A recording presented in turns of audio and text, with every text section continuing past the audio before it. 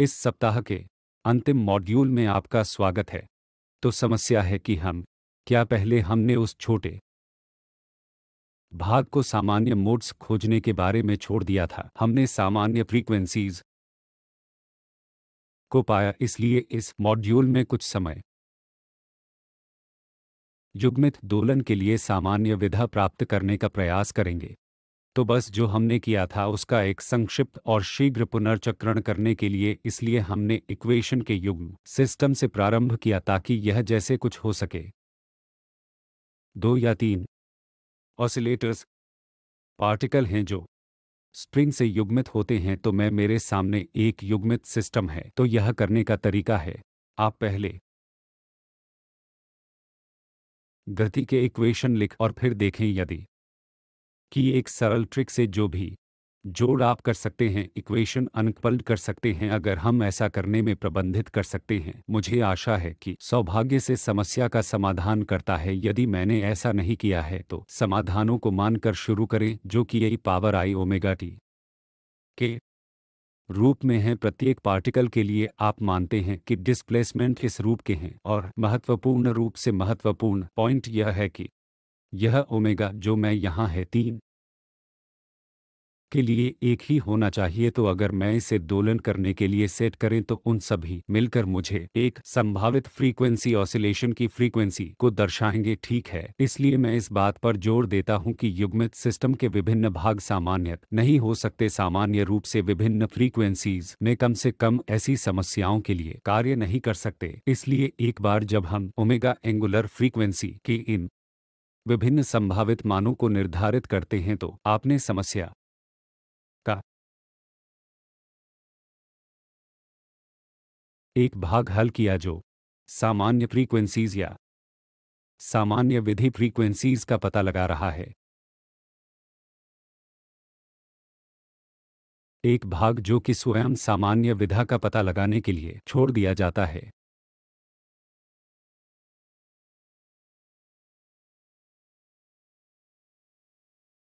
सरल शब्दों में, सामान्य विधाएं अथवा केवल ऑसिलेशन का सामूहिक पैटर्न जो आपके युग्मित सिस्टम द्वारा प्रदर्शित होता है। इसलिए जब आपके पास दो कणों से बना एक युग्म सिस्टम है, 3 पार्टिकल एक बड़ी संख्या हो सकती है, शायद बहुत अधिक संख्या में पार्टिकल। तो जब आप इस प्रकार के कुछ देख रहे हैं तो आप वास्तव में के बारे में चिंतित नहीं हैं एक पार्टिकल क्या है। इसलिए आप प्रश्न पूछ रहे हैं कि गतिकी का प्रकार क्या है जो सभी कणों को एक साथ प्रदर्शित करते हैं। अतः हम सामूहिक दोलन में रुचि रखते हैं, इसलिए ये सामान्य विधाएं भिन्न हैं। सामूहिक दोलन, सामूहिक गतिकी जो युग्म सिस्टम द्वारा प्रदर्शित की जा सकती है। तो अब को सामान्य मोड के खोजने के बारे में भाग पर जाने। तो पहली समस्या है कि हम क्या था दो पेंडुल और उनके स्वतंत्र पेंडुल की इस समस्या थी। लेकिन एक बार जब आप उन्हें स्प्रिंग के साथ जोड़ा जिसका स्प्रिंग स्थिरांक के है, तो वे युग्मित सिस्टम बन जाते हैं। अतः आप मान लें कि दोनों बल्बों का द्रव्यमान समान है तथा इसका द्रव्यमान m तथा l प्रत्येक पेंडुलम के स्ट्रिंग की लंबाई है तथा इसके बराबर पेंडुलम के लिए है। और यदि आप याद रखें तो हमने इस सिस्टम की गति इक्वेशंस को नीचे लिख दिया और फिर हमने निम्नलिखित रूप का हल लिया। तो हमने कहा कि हमने उनमें से एक को कहा था एक्स पेंडुलम जिसका डिस्प्लेसमेंट x तथा दूसरा है हमने कहा था y पेंडुलम है जिसे हमें y पेंडुलम कहते हैं और इसका डिस्प्लेसमेंट y है। मैं t के रूप x का हल मान लेता हूं। एक ही शक्ति है अर्थात ओमेगा t और t का y v e पावर अर्थात ओमेगा t। तो आप इसे गति के इक्वेशन में सब्स्टिट्यूट करते हैं और अंत में सभी कुछ गुणांक a और b के पदों में लिखेंगे और आप इस प्रकार के इक्वेशन है कि यहाँ मेरे पास है और हम इन इक्वेशन में हैं उन दो अज्ञातों के लिए हल करना चाहते थे। दो अज्ञात हैं ए और वी, और जैसा कि आप देख सकते हैं इस मामले के लिए एक बहुत ही ट्रिवियल समाधान है जब ए शून्य के बराबर है और बी शून्य के बराबर है, परंतु हम यह नहीं चाहते कि केवल ट्रिवियल समाधान का केवल इसलिए अर्थ है कि इसका केवल यह अर्थ होगा कि शून्य के आयाम के कारण कोई ऑसिलेशन नहीं होते। जब भी कोई एम्पलीट्यूड नहीं होता है हम ऐसा कोई सोल्यूशन नहीं चाहते तथा यह विलयन सदैव विद्यमान रहेगा, परंतु हमें उस विलयन की उपेक्षा करनी चाहिए। ए तथा बी के अन्य मान हैं कौन सा नॉन जीरो है जिसके लिए इक्वेशन के ये दो सेट संतुष्ट हैं। अतः आप को फिर से लिखते हैं यह इक्वेशन जो मैट्रिक्स वेक्टर फॉर्म में यहाँ लिखा गया है वह है, और इस मैट्रिक्स को एम तथा काई को ए तथा बी के द्वारा बनाए गए वेक्टर के रूप में कहते हैं। तब इस मैट्रिक्स वेक्टर समीकरण को सरल रूप से एम बार काई लिखा जा सकता है शून्य के बराबर तथा तक नॉन ट्रिवियल सॉल्यूशंस के लिए एम का डिटर्मिनेंट शून्य होना चाहिए। हम सामान्य विधि फ्रीक्वेंसीज तथा इस समस्या के लिए सामान्य विधा फ्रीक्वेंसीज के मान प्राप्त कर सकते हैं। यदि आपको याद रखें हमने दो संभावित फ्रीक्वेंसीज को प्राप्त किया, एक ओमेगा एक स्क्वायर है जो के बराबर है ओमेगा शून्य वर्ग और दूसरी फ्रीक्वेंसी ओमेगा दो वर्ग थी जो के बराबर है ओमेगा शून्य स्क्वायर प्लस वो ओमेगा वर्ग।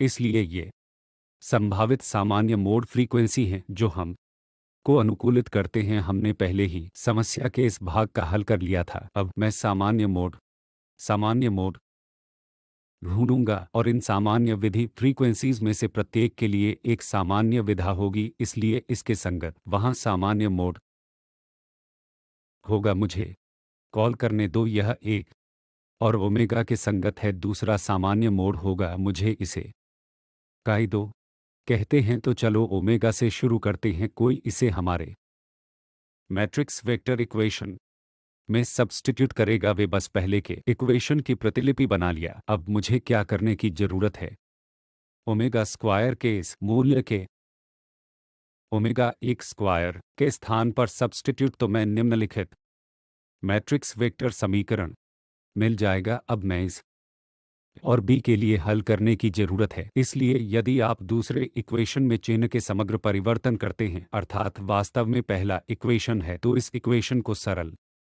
रूप ए माइनस बी शून्य के बराबर है, तो मैं पूरे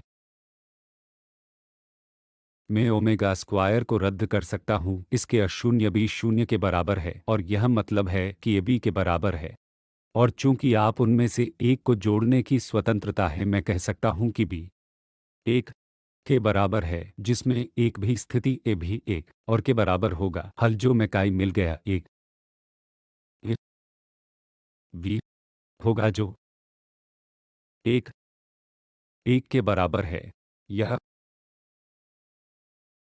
के संगत सामान्य विधि है फ्रीक्वेंसी जो के बराबर है ओमेगा शून्य स्क्वायर। अब इसी प्रकार मुझे एक ऐसी ही प्रक्रिया से गुजरना होगा जो को ज्ञात करने के लिए दूसरे सामान्य विधि फ्रीक्वेंसी चलो की, तो यह इक्वेशन पर वापस जा रहा है। अब दूसरे सामान्य मोड के लिए ओमेगा स्क्वायर की फ्रीक्वेंसीज में ओमेगा शून्य स्क्वायर प्लस दो ओमेगा स्क्वायर। अब इस इक्वेशन में ओमेगा स्क्वायर के इस मूल्य को सब्स्टिट्यूट कर देगा जैसा कि हम पहले कर चुके हैं। और अगर आप करते हैं और के रद्द करें कुछ ओमेगास यहाँ है क्या आप मिल जाएगा, तो यह इक्वेशन है कि और अब है अगर आप इसे एक मानक लीनियर इक्वेशन के रूप में पुनः लिखना होगा, यह ए प्लस बी सिर्फ शून्य के बराबर होगा और इसका मतलब यह होगा कि ए बराबर है बी। सामान्य के रूप में 0 के बराबर है। इस मामले में हमारे पास 1 डिग्री स्वतंत्रता है। तो अगर मैं b बराबर 1 सेट करने के लिए b 1 के बराबर है a माइनस 1 के बराबर होगा, तो अब मेरे पास अपना दूसरा है सामान्य मोड का i2, जो माइनस होगा। अब मेरे पास सामान्य मोड में अब कर सकते हैं सामान्य समाधान नीचे लिख सकते हैं। इससे पहले कि हम को नीचे लिखते हैं सामान्य हल को की भौतिक सामग्री देखें, हमारे पास सामान्य विधि है। यह वेक्टर 1 और है। यदि आपको याद है कि यह कहाँ से आया है, तो परिणाम यह है कि ए बराबर बी ए तथा बी एम्पलीट्यूड्स है। तो यहाँ यह मुझे बता रहा है कि दो पेंडुल में से दो एम्पलीट्यूड्स बिल्कुल बराबर हैं सभी बार। तो भौतिक चित्रण इस की तरह ही डिस्प्लेसमेंट है, ये चरण में है। अतः यह इस सिस्टम के लिए संभावित सामूहिक ऑसिलेशन विधि में से एक है जिससे वे एक साथ चलते हैं। इसलिए यह सामान्य मोड। दूसरी ओर यदि आप द्वितीय सामान्य मोड का इसे तक देखें तो सेकेंड फ्रीक्वेंसी ओमेगा 2 स्क्वायर के मान के संगत, यह मुझे बताता है कि ए बराबर माइनस बी या बी बराबर माइनस ए दोनों तरह से एक ही बात है। तो यहाँ यह मुझे बताता है कि एक डिस्प्लेसमेंट दूसरे के नेगेटिव है और मैग्नीट्यूड में बराबर है। तो यह इस प्रकार वे यह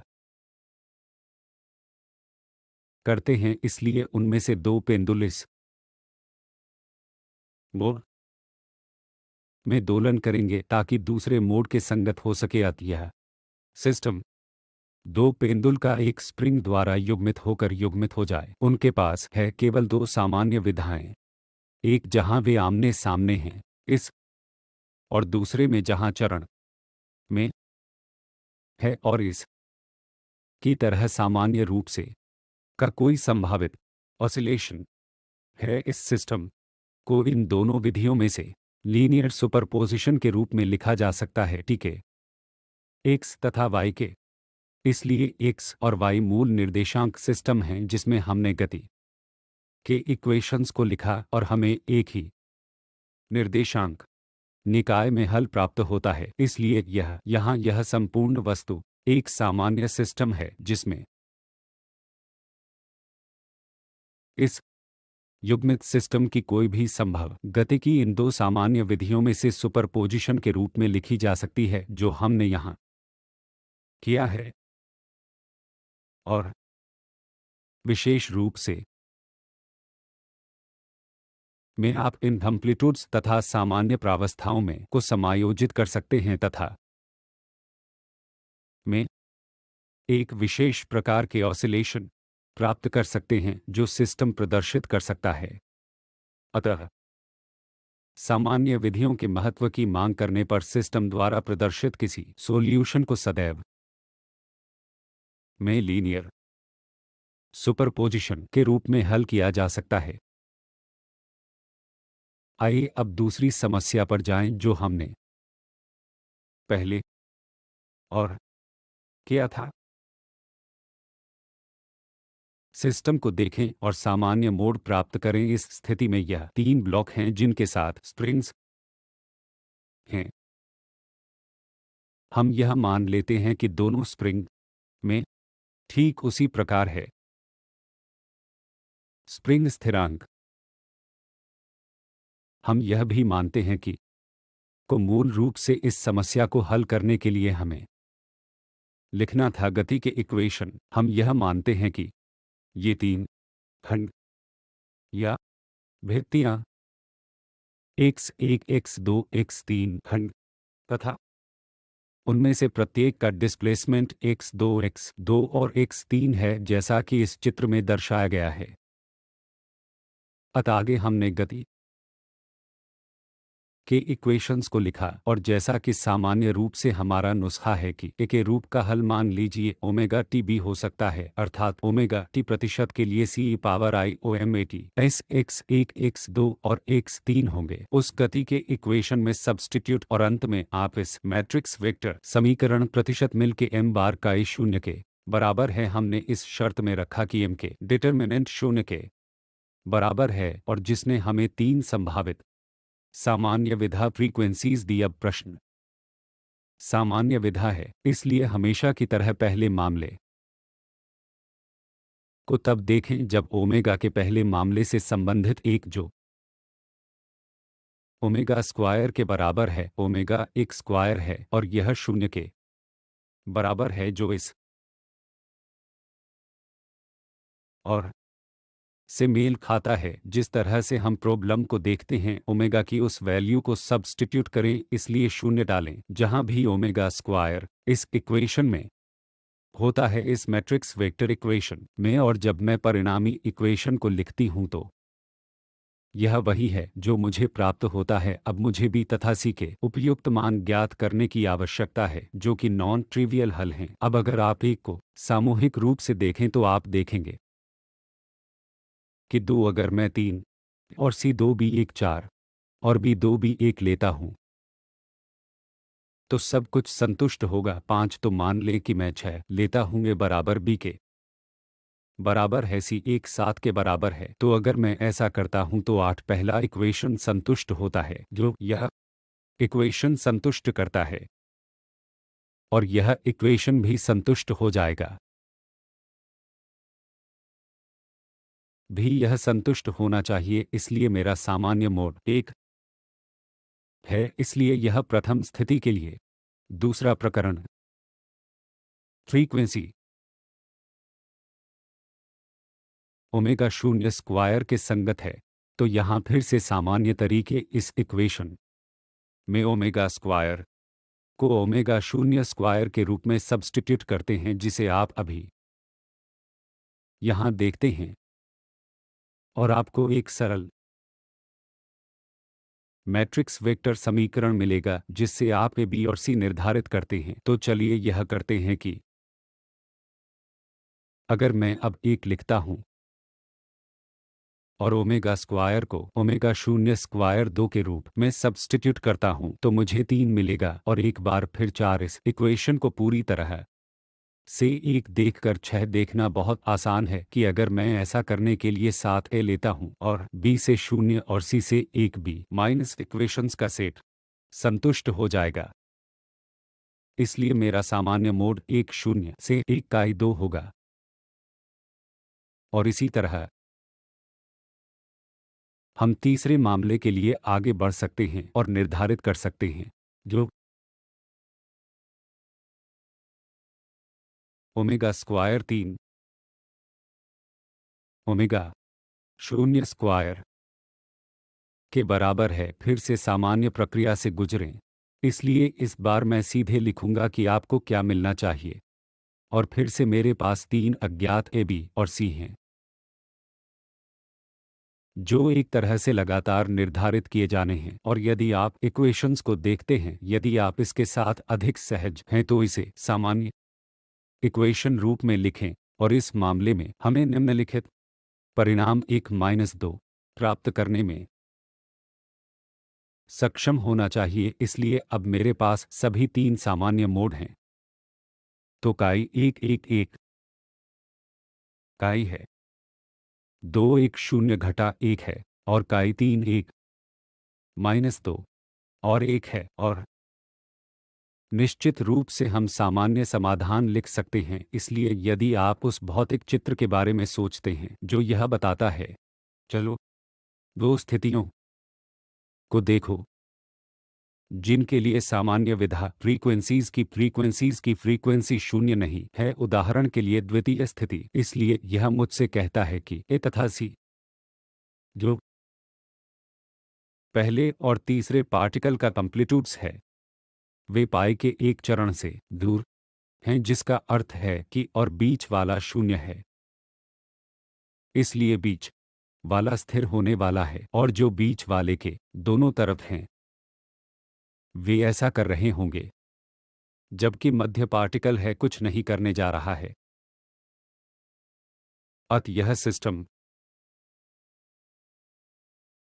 की एक संभावित सामूहिक गति है और यह फ्रीक्वेंसी ओमेगा के संगत है शून्य स्क्वायर। यह देखना आसान है कि यह क्यों होना चाहिए, क्योंकि मध्य स्थैतिक की तरह है, बिल्कुल गतिमान नहीं है, इसकी कठोर दीवार की तरह कल्पना कर सकते हैं, और अन्य दो बस एक साधारण हार्मोनिक गति हैं जो केवल संबंधित स्प्रिंग्स के स्प्रिंग स्थिर पर निर्भर करती हैं।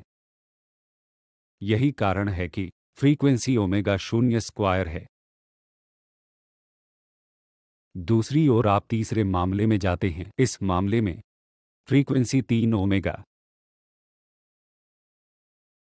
शून्य स्क्वायर है। यहाँ यह कहने के अनुरूप है कि बीच वाला यह कहता है कि